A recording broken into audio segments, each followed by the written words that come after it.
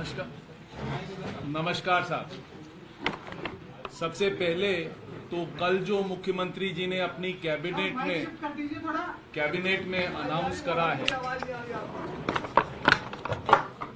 कल जो मुख्यमंत्री जी ने अपनी कैबिनेट में अनाउंस करा कि हम 2% वैट कम करें, ये वैट कम करना नहीं हुआ, वैट कम नहीं करा।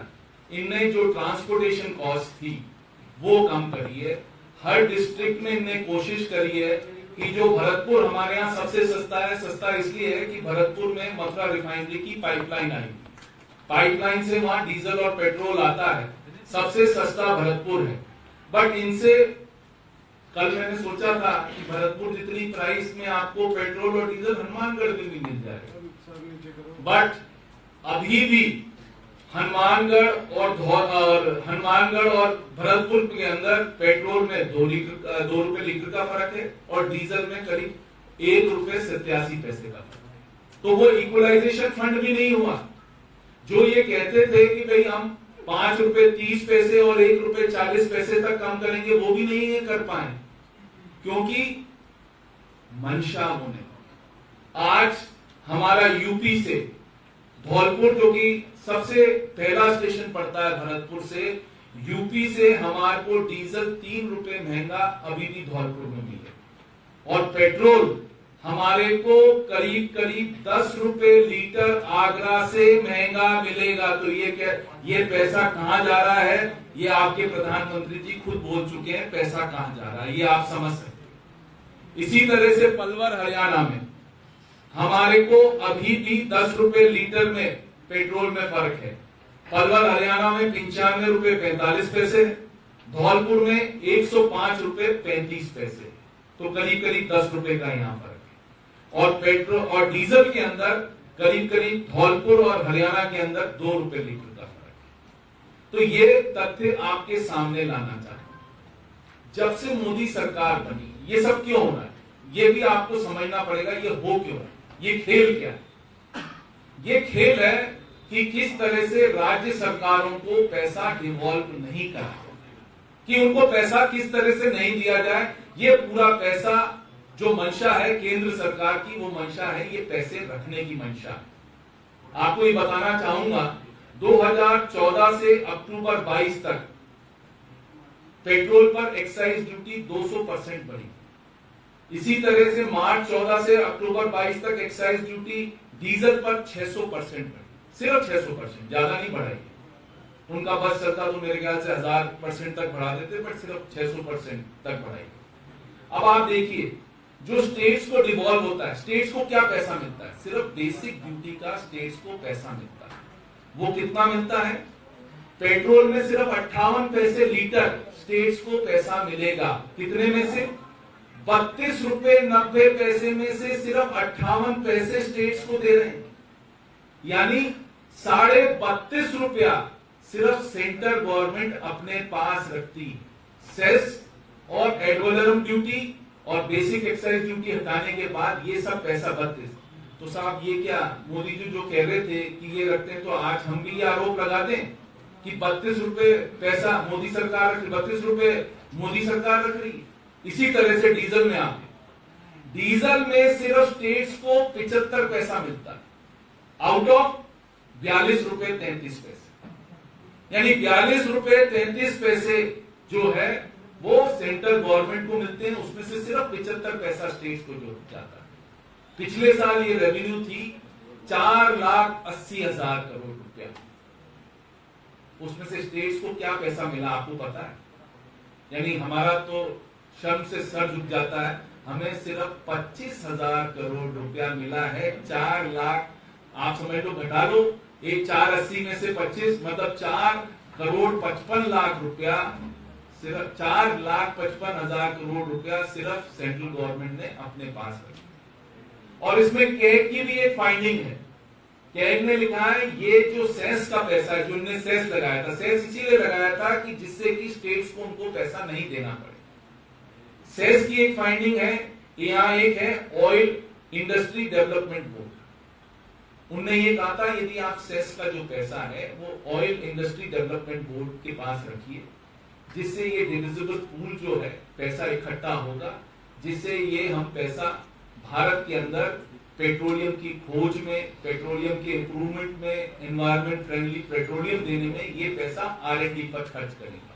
बट ये पैसा OITD को एक पैसा भी नहीं मिला पूरे 10 साल के अंदर। ये पैसा सब केंद्र सरकार ने अपनी योजनाओं में इस्तेमाल करा। एक चीज और कहना चाहता हूं, जो बीजेपी सरकार कहती थी कि भाई इनने बजट में कहा हमने बीमारू प्रदेश बना दिया, पिछली सरकार ने बीमारू, ये बहुत वर्ड यूज करा हमने बीमारू प्रदेश। बीमारू की मतलब लैंग्वेज नहीं समझते, बीमारू का मतलब था सिक इंडस्ट्री, और सिक इंडस्ट्री का मतलब होता है you are in dead trap. आज हम अपने डेड ट्रैप में नहीं है राजस्थान ऐसा स्थिति में नहीं है, डेड ट्रैप में नहीं है।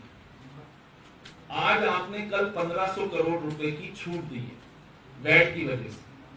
ये उनका सरकारी आंकड़ा है, मेरा आंकड़ा नहीं, सरकारी आंकड़ा कह रहा है हमने 1500 करोड़, 65,000 करोड़ का ऑलरेडी डेफिसिट है। आपने 1500 करोड़ की और दे दी, 67,500 हो गया। आपकी एक्साइज ड्यूटी कुछ दुकानों को आपने 10% के ऊपर बढ़ा के आपने रख दिया, और अभी आपने सिर्फ 3 महीने के लिए बढ़ाई है। जो आपका मेन सीजन होता है अप्रैल मई जून, और जो बारिश का सीजन होता है तब ये सब दुकानें खाली हो जाएंगी। तो उसमें जितना लॉस होगा, जो 15,000 करोड़ की आप रेवेन्यू मानते हो, किसकी एक्साइज ड्यूटी से शराब की आप जो रेवेन्यू मानते हो 15,000 करोड़ की, इस बार उतना पैसा भी आपके पास नहीं आएगा। तो वो जो डेफिसिट था, स्टेट गवर्नमेंट का डेफिसिट था, वही करीब करीब मेरे ख्याल से आज की डेट में करीब 68,000 करोड़ हो जाएगा। और 68,000 करोड़ इंटू आप 500 कर लो, हमने 3 लाख करोड़ का नुकसान देके हम 5 साल में गए थे, तो ये 3 लाख को भी क्रॉस करेगा, क्योंकि आपके पास कोई सूत्र नहीं है जहां से आप रेवेन्यू को बढ़ा सको, आपके पास कुछ भी सूत्र नहीं। तो इनकी कथनी और करनी में आप किसी को भी क्रिटिसाइज कर सकते हो, बट कथनी और करनी में इस बीजेपी सरकार का बहुत ज्यादा डिफरेंस है। तो ये मैं आपको बताना चाह रहा हूं कि किस तरीके से ये स्टेट गवर्नमेंट्स का जो पैसा, स्टेट गवर्नमेंट्स को वैट क्यों बनाना पड़ा, राजस्थान गवर्नमेंट को वैट क्यों बढ़ाना पड़े, क्योंकि हमारे को डिविजिबल पूल से पैसा ही देना बंद कर दिया, हमारे को एक्साइज ड्यूटी से पैसा ही देना बंद कर दिया। तो हमारे पास ऑप्शन ही नहीं था। आप करते ना, भजनलाल जी की सरकार कम करते वैट को, मैं तो कहता हूँ 10% और कम कर दो ना, क्या दिक्कत है, ले आओ यूपी के जितना, हमारे को क्या फर्क पड़ता है, करो आप, आपने ताकत होनी चाहिए, बट नहीं कर पाए। वो क्यों नहीं कर पाए?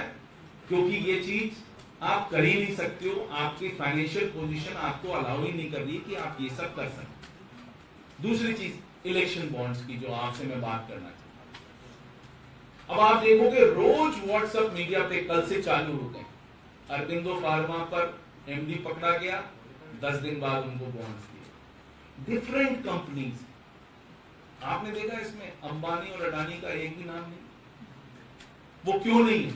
क्योंकि उनकी शेल कंपनीज ने बॉन्ड्स खरीदे, जहां पर उनके कोई ना कोई डिस्ट्रीब्यूटर, डीलर कोई भी होगा, उसने बॉन्ड्स खरीद के सरकार को दिए, जिससे उनको ये नहीं लगे कि अडानी और अंबानी से पैसा है। ये 1 या 2 दिन में आपको पता पड़ जाएगा शेयर होल्डिंग किसकी है, कौन कहां से एफिलिएटेड है, सब आपको पता पड़ जाएगा। तो आपको ये समझना पड़ेगा कि आज हम जो बात कर रहे हैं, किस तरीके से ये 6,250 करोड़ रुपए सिर्फ एक ही पार्टी को, ऐसा उस पार्टी में क्या था, और किसी को भी नहीं।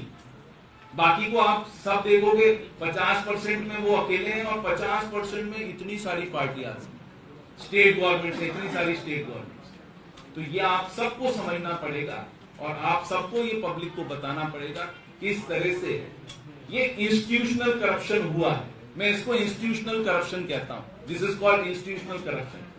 किस तरह से ये इंस्टीट्यूशनल करप्शन हुआ है, और हम सबको धन्यवाद देना चाहिए सुप्रीम कोर्ट का कि सुप्रीम कोर्ट ने हिम्मत करी और ये पूरा इलेक्टोरल बॉन्ड्स का खुलासा हुआ, जिससे कि दुनिया को पता पड़ सके कि कौन कितना पानी।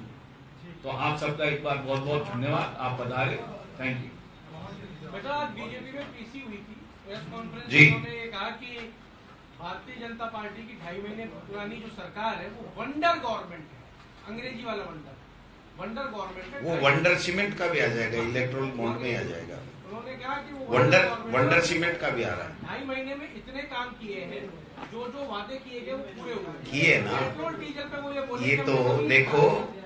इन्होंने क्या काम किया, या तो जनता को पूछो जो अस्पताल के बाहर तड़प रही है, जिनका इलाज नहीं हो रहा है। इन अधिकारी कर्मचारियों को पूछो जिनके एक के 5-5, 6-6 बार ट्रांसफर हो गए, और महिलाओं के भी विशेषकर जो रो रो के कह रही है कि मुझे किस स्थान पे किस घर में रहना है, मैं कहां जाऊं, सुबह कहीं, शाम को कहीं, दोपहर कहीं, 10 दिन बाद में कहीं, 5 दिन बाद में कहीं।